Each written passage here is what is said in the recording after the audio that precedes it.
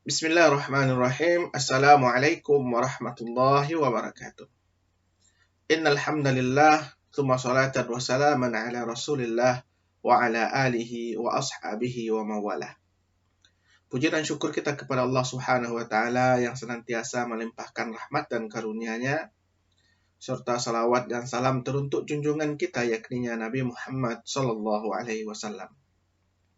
Mengawali pembelajaran kita pada kesempatan kali ini, kita panjatkan doa kepada Allah Subhanahu wa taala semoga Allah memberikan ilmu yang bermanfaat kepada kita yang bisa kita gunakan, aplikasikan dalam kehidupan kita sehari-hari.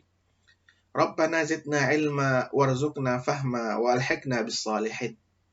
Allahumma 'allimna ma yanfa'una wanfa'na bima 'allamtana waj'al 'ilmana khalisan liwajhikal karim waftah 'alaina bi fathikal mubin. Amin ya rabbal alamin. Baik ananda semuanya, pada kesempatan kali ini, pembelajaran kita kali ini, kita akan mengupas tentang pengantar ilmu fikih pada mata kuliah fikih ibadah.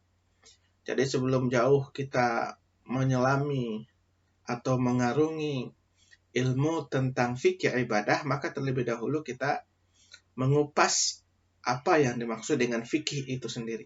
Ya. Jadi kita mengupas apa yang dimaksud dengan fikih, kedudukannya dalam agama Islam, dan kemudian serta hal-hal yang terkait dengan atau relevan dengan topik ini. Oke. Maka pada materi kita yang pertama ini adalah pengantar ilmu fikih ya. Pengantar ilmu fikih. Pertama yang perlu kita pahami pengertian fikih. Ya, secara bahasa fiqhun, ya, fikih itu berasal dari bahasa Arab yaitu fiqhun ya, atau faqiha yafqahu fiqhan. Itu sama arti dengan fahima yafhamu fahman ya, yaitu paham. Nah, cuman apa yang membedakan dua hal ini? Kalau pemahaman yang dilahirkan oleh faqiha itu pemahaman yang mendalam yang memerlukan pengerahan akal pikiran. Jadi kita berusaha untuk memahami sesuatu ya dengan baik dan benar, maka pemahaman ini namakan dengan faqiha. Nah, kalau fahima itu pemahaman yang tidak memerlukan pengerahan akal pikiran. Kita tidak perlu berpikir keras, ya. Nah, jadi kalau untuk mengetahui sesuatu secara mudah itu digunakan kata fahima, fahimtu. Ya. Kalau seandainya dengan sebuah usaha yang ekstra itu dengan kata faqiha, faqih itu. Nah, jadi seperti itu. Nah, seperti contoh seperti ini. Kita bisa mengatakan dalam bahasa Arab itu fahimtu annas samaa fawqana. Itu benar. Karena kita tidak perlu memahami usaha yang ekstra untuk memahami bahwasanya langit itu ada di atas kita, ya. Tapi salah kalau kita menggunakan faqih itu annas samaa fawqana. Karena kita tidak membutuhkan usaha yang ekstra untuk melihat langit atau memahami langit itu di atas kita. Jadi itu perbedaannya ya. Kalau faqihah butuh sebuah usaha yang ekstra untuk memahami.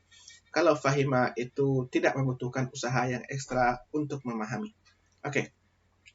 Kalau kita lihat dalam Al-Quran, Allah berfirman dalam surat Thaha ayat 27 sampai 28, wahlul 'uqdatam min lisani yafqahu qawli. Dan lepaskanlah kekakuan dari lidahku supaya mereka memahami perkataanku. Yafqahu, memahami. Berarti mereka itu memahami dengan akal fikiran, dengan usaha yang ekstra tadi akan sebuah pesan-pesan yang disampaikan oleh Nabi Musa alaihissalam. Dalam ayat lain, ma nafqahu katsiran mimma taqul. Kami tidak banyak mengerti tentang apa yang kamu katakan. Jadi nafqahu di sini memang mereka tidak memahami dengan baik, ya, memahami sesuai dengan kemampuan mereka masing-masing. Jadi Allah juga menggunakan kata fiqhun dalam Al-Quran. Selanjutnya, pengertian fikih secara istilah, Imam Az-Zarkashi mengatakan al-ilmu bil ahkam syar'iyyah al-amaliyah al-muktasab min adillatiha tafsiliyah. Ini pengertian fikih disampaikan oleh Imam Az-Zarkashi dan kemudian menjadi banyak rujukan dalam memahami ilmu fikih, yaitu ilmu tentang hukum-hukum syara' atau hukum syar'i yang bersifat amaliyah, yang digali dari dalil-dalilnya yang terperinci. Dalil-dalilnya ini adalah dalil-dalil syara'. Dalil-dalil syara' yaitu Al-Quran dan Sunnah yang bersifat terperinci. Apa yang dikatakan terperinci artinya adalah satu perbuatan itu dijelaskan oleh sebuah dalil yang jelas.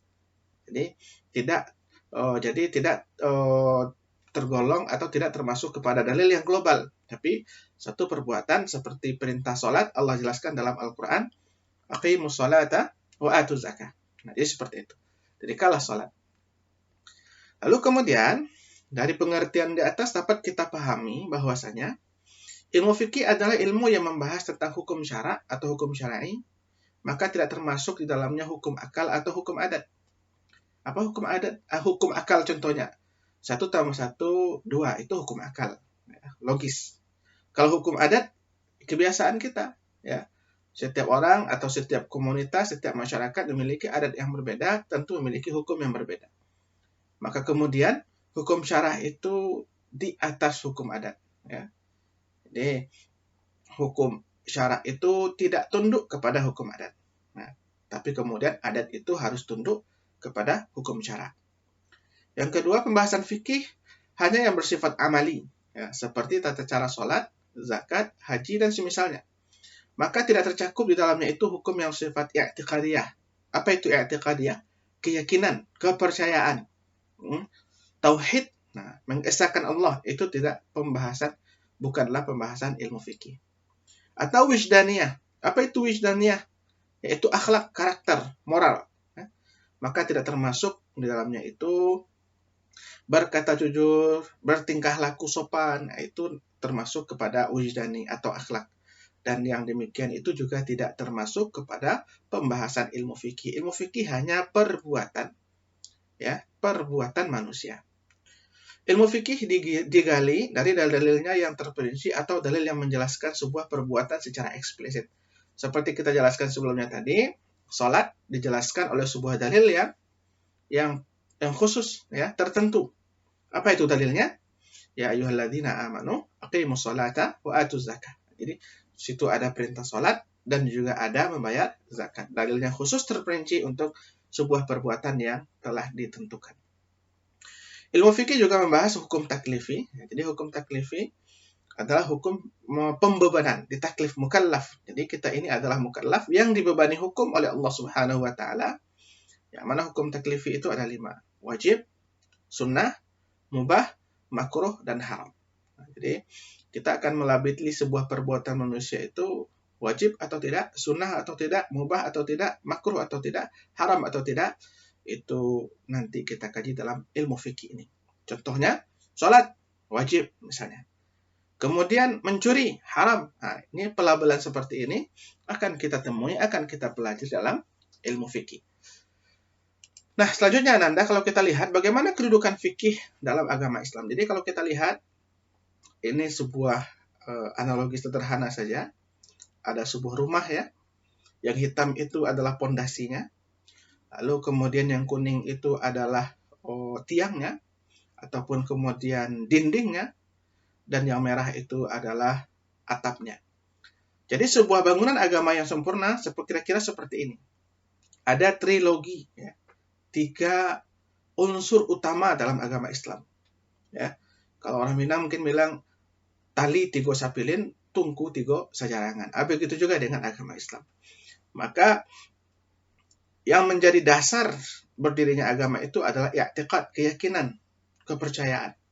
Itu adalah seperti pondasi. Dan persis seperti pondasi. Pondasi itu tidak pernah terlihat. Begitulah akidah, ya. Akidah itu tidak akan pernah terlihat, tersimpan dalam keyakinan kita masing-masing, dalam diri kita masing-masing. Tapi yang terlihat apa? Di atas pondasi amaliyah. Amaliyah itu akan terlihat. Seperti dinding yang terlihat dari sebuah rumah. Nah, maka posisi yang kedua inilah yang dimainkan oleh fikih, ya, dalam agama Islam. Dan yang terakhir itu adalah wujdaniyah, akhlak, moral, karakter. Jadi, sempurnanya keberagamaan seseorang jika 3 komponen ini adalah dalam dirinya. Akidahnya mengesahkan Allah, amaliyahnya sesuai dengan tuntunan syariah, dan kemudian akhlaknya seperti apa yang diajarkan oleh atau ditauladankan oleh Rasulullah Shallallahu Alaihi Wasallam, maka sempurnalah keislamannya. Oke, baik anak-anak semuanya, apa yang menjadi objek ilmu fikih?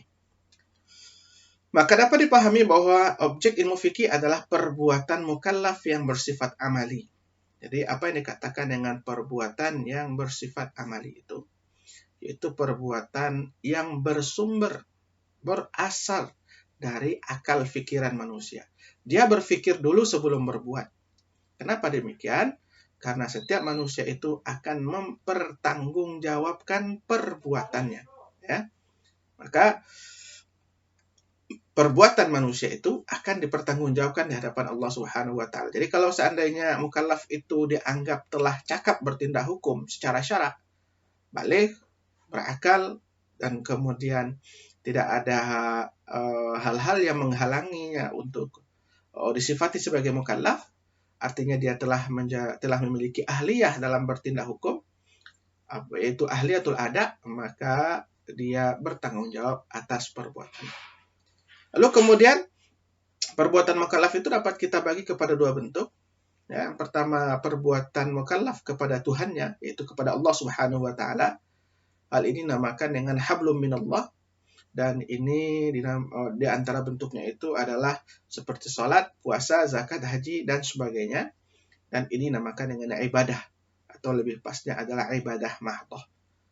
Dan kemudian perbuatan mukallaf kepada sesama. Hal ini dinamakan dengan muamalah, ya. Kita dengan orang lain, kita dengan keluarga kita dengan masyarakat yang ada di sekitar kita. Berjual beli dalam transaksi keseharian, pernikahan, perceraian, perdagangan, semuanya itu termasuk ke dalam hubungan manusia dengan manusia, yang mana perbuatannya itu terkategori kepada perbuatan yang menjadi objek dalam ilmu fikih. Ya. Ada ibadah, ada muamalah, dan kemudian ada jinayah, ya, dan kemudian juga ada munakahat. Nah, ini itu setidaknya 4 pembahasan dalam aspek hukum-hukum fikih ini. Kalau kita lihat, kalau kita rujuk kepada kitab-kitab fikih klasik, tapi kemudian terjadi perkembangan yang lebih luas dari pengembangan 4 pokok tersebut. Oke, selanjutnya sumber hukum fikih yang pertama itu adalah Al-Quran. Ya, Al-Quran merupakan sumber hukum fikih. Ini adalah sumber hukum yang pertama dan utama, karena Al-Quran itu adalah kalam yang diturunkan oleh Allah Subhanahu wa taala kepada Nabi Muhammad SAW melalui perantara Jibril, atau diperantarai oleh Jibril alaihissalam, ya, yang kalau kita baca tentu bernilai ibadah. Nah, lalu kemudian sumber yang kedua itu adalah sunnah. Sunnah itu kullu ma nuqila an nabiyyin Muhammad sallallahu alaihi wasallam min qaulin aw fi'lin aw taqririn. Segala sesuatu yang bersumber dari Rasulullah SAW, baik berupa perkataan, perbuatan, atau ketetapan. Nah, dalam hal ini tentu yang berkaitan dengan syarak, berkaitan dengan agama Islam atau penetapan hukum-hukum Islam. Ini adalah pandangan dari atau berdasarkan kepada perspektif ulama usul fikih atau ulama fikih. Yang ketiga adalah ijtihad, yaitu segala upaya yang dilakukan oleh ulama yang memiliki kompetensi dan kapabilitas yang diakui secara syarak untuk mengembalikan perbuatan manusia kepada sebuah sumber di atas. Hal ini bisa berbentuk ijma, qiyas, istihsan, maslahah mursalah, sadu zari'ah, dan lain sebagainya. Oke. Nah, ini adalah sebuah usaha yang dilakukan oleh mujtahid. Selanjutnya, keutamaan mempelajari fikih. Apa keutamaan mempelajari fikih? Bentuk, ya, seseorang itu dikehendaki baik oleh Allah Subhanahu wa taala, seperti hadis Rasulullah SAW, maka dia akan dijadikan orang yang faqih terhadap agama Islam. May yuridillahu bihi khairan yufaqqihhu fiddin. Siapa yang dikehendaki baik oleh Allah Subhanahu wa taala, maka Allah akan berikan pemahaman yang dalam kepadanya tentang agama. Itu hadis diriwayatkan oleh Imam Bukhari. Selanjutnya dalam sebuah ayat dikatakan, "Wa ma kana al-mu'minuna liyanfiru kaffah, falaula nafara min kulli firqatin minhum ta'ifatun liyatafaqahu fid din, wa liyunziru qaumahum idza raja'u ilaihim la'allahum yahdharun." Jadi Tidak pantasnya seluruh umat Islam itu pergi ke medan perang, tapi ada sebagian mereka atau sekelompok dari mereka pergi menuntut ilmu, mendalami agama, dan kemudian jika seandainya telah selesai, kembali kepada kaumnya, kelompoknya, dan memberikan peringatan akan peringatan dari Allah Subhanahu wa Ta'ala melalui ilmu yang telah ia pelajari. Jadi orang-orang yang tafaqahu fid din itu memiliki keutamaan yang luar biasa di sisi Allah Subhanahu wa Ta'ala. Syekh Al-Fauzan mengatakan, "Li'anna tafaqquha fid din yahsulu bihi al-'ilmu an-nafi'u alladhi yaqumu 'alaihi al-'amalu as-shalih." Karena dengan berusaha memahami agama, maka seseorang akan memperoleh ilmu yang bermanfaat yang dengannya ia dapat beramal saleh. Jadi, kalau kita tidak memiliki ilmu tentang fikih, ya, maka kita tidak akan bisa beribadah dengan baik. Ya. Bagaimana kita akan sholat dengan baik? Kita tidak tahu rukun dan syaratnya. Kita tidak tahu bagaimana tata caranya. Maka, kalau seandainya sholat itu, maka kemudian ya, karena sholat itu hukumnya wajib, maka menjadi kewajiban bagi kita untuk mendalami ilmu fikih atau ilmu yang berkaitan dengan sholat itu khususnya. Ma la yatimul wajibu illa bihi fahuwa wajib. Jika seandainya sebuah perbuatan yang wajib tidak sempurna kecuali suatu hal yang lain, maka satu hal yang lain itu juga menjadi wajib, ya, sesuai dengan hukum perbuatan asalnya. Oke. Baik, Anda, selanjutnya apa manfaat dari mempelajari ilmu fikih? Yang pertama itu adalah kita mengetahui tata cara ibadah yang benar. Jadi dalam Quran Allah katakan, la takfu ma laisa laka bihi ilmun. Dan janganlah kamu mengikuti apa yang kamu tidak mempunyai pengetahuan tentangnya. Jadi kalau kita ingin sholat, ya, atau kita ingin melaksanakan ibadah haji, ingin mengeluarkan zakat, berpuasa, ada ilmunya, ada ketentuannya dalam syarat. Tidak boleh suka-suka kita saja. Ya. Saya sangat mencintai Allah. Dalam sehari itu saya akan sholat 100 rakaat. Nah, itu tidak boleh. Ya. Ada ketentuannya. Berapa sholat wajib yang harus kita lakukan. Jumlah rakaatnya. Sholat sunnah rawatib yang kita lakukan. Ada jumlah rakaatnya. Jadi tidak boleh beribadah sesuai dengan kehendak kita, keinginan kita. Tapi beribadah itu sesuai dengan ilmu yang telah diajarkan oleh Allah Subhanahu wa Ta'ala. Nah, ya, maka kemudian dengan mempelajari fikih kita bisa mengetahui bagaimana tata cara ibadah yang benar sesuai dengan apa yang disyariatkan oleh Islam. Yang kedua, terhindar dari ibadah yang diada-adakan atau bid'ah. Ya. Jadi kalau kita berinovasi, berimprovisasi dalam ibadah itu terlarang dalam Islam. Karena al-aslu fil ibadati al-ittiba. Hukum asal dari ibadah itu adalah mencontoh, mengikuti. Mengikuti siapa? Mengikuti apa yang dicontohkan oleh Rasulullah Shallallahu Alaihi Wasallam. Maka kalau seandainya kita buat ibadah sendiri, apa kata Rasulullah? Man amila amalan laisa alaihi amruna fahuwa raddun. Siapa yang melakukan suatu amalan yang bukan berasal dari kami, maka amalan tersebut tertolak, tidak diterima. Karena kita saking semangatnya, sholat subuh kita jadikan 4 rakaat. Nah, itu tidak boleh. Kalau kemudian karena zuhur ini waktu hari terasa, cuaca terasa panas, lalu kemudian kita jadikan 2 rakaat, itu haram, tidak boleh.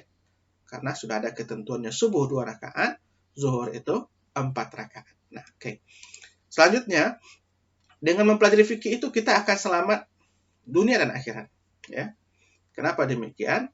Karena fikih itu adalah hukum yang ditetapkan oleh Allah Subhanahu wa Ta'ala sebagai tuntunan bagi manusia. Jadi hukum yang disyariatkan itu bukan untuk mengekang, akan tetapi untuk mengatur agar manusia memahami eksistensinya yang sementara di muka bumi dan akan kembali ke kampung akhirat. Kita akan kembali ke kampung akhirat. Mana jalannya? Jalannya itu ditunjuki oleh hukum-hukum Allah. Makanya Imam Asy-Syatibi mengatakan, innama wudi'a asy-syara'i'u inna wudi'a asy-syara'i'u innama huwa limasalihil ibadi fil ajil wal ajil ma'an wa inna ahkamahu ta'ala mu'allalatun biri'ayati masalihil ibad.